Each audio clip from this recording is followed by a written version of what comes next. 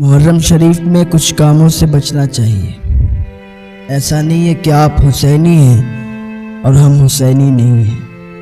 آپ حسینی ہیں تو آپ تعزیہ بناتے ہیں، آپ حسینی ہیں تو آپ ڈھول بجاتے ہیں، آپ حسینی ہیں تو آپ ماتم کرتے ہیں، آپ حسینی ہیں تو آپ اپنے جسم پر تکلیف کرتے ہیں، اپنے جسم کو بلیڈ سے کاٹتے ہیں، تو آپ حسینی ہو گئے اور ہم حسینی نہیں ہیں۔ تو یہ سب نہیں کرتے، یہ بات نہیں ہے، بلکہ بات یہ ہے کہ جو آپ کرتے ہیں وہ گناہ کا کام ہے۔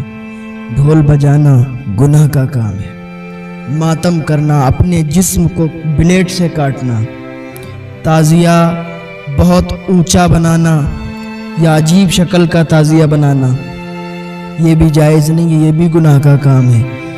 تعزیہ بناؤ، امام حسین رضی اللہ تعالیٰ عنہ کے روضے کی شکل کا تعزیہ بناؤ، اس میں چاہے آپ کتنا بھی پیسہ خرچ کر دو، بہتر سے بہتر بناؤ، لیکن امام کا روضہ بناؤ اور بنا کے ایک جگہ رکھ دو، ٹھیک ہے؟ ان کاموں سے بچیں آپ۔ اور آپ پکے حسینی بننے کا دعویٰ کرتے ہیں اور کام یزیدیوں والا کرتے ہیں، تو یہ بالکل غلط بات ہے۔ یزید نے بھی ڈھول بجوایا تھا۔ ڈھول کیوں بجایا جاتا ہے؟ بھائی کوئی مر جاتا ہے، کسی کا انتقال ہو جاتا ہے، تب تو ڈھول بجایا نہیں جاتا ہے۔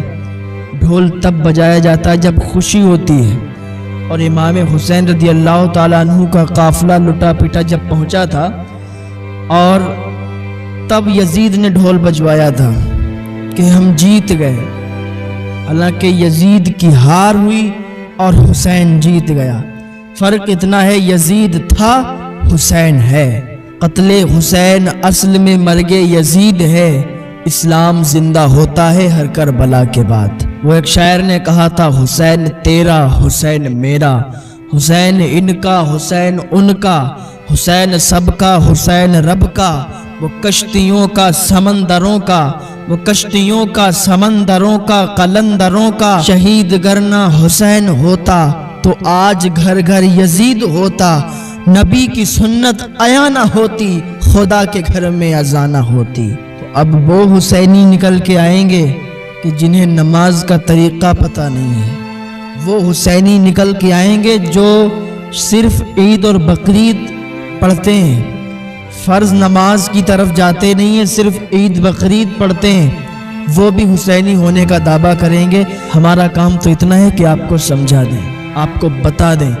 اب اگر عمل نہیں کرتے ہو آپ تو آپ گناہگار ہو۔ اگر آپ کو بتا دیا جائے کہ یہ غلط ہے تو آپ مان جائیں کہ ہاں یہ غلط ہے۔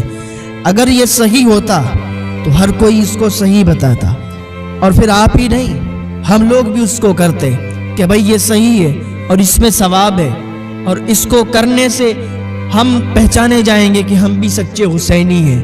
لیکن یاد رکھو، ان گناہ کے کاموں سے تم سچے حسینی نہیں بن سکتے ہو۔ اگر سچے حسینی اپنے آپ کو کہلاتے ہو اور تم سچے حسینی ہو تو وہ کام نہ کرو جس سے امام کو تکلیف ہو، وہ کام کرو جس سے امام حسین خوش ہو، جس سے اللہ بھی خوش ہو، اس کا رسول بھی خوش ہو، امام حسین بھی خوش ہو۔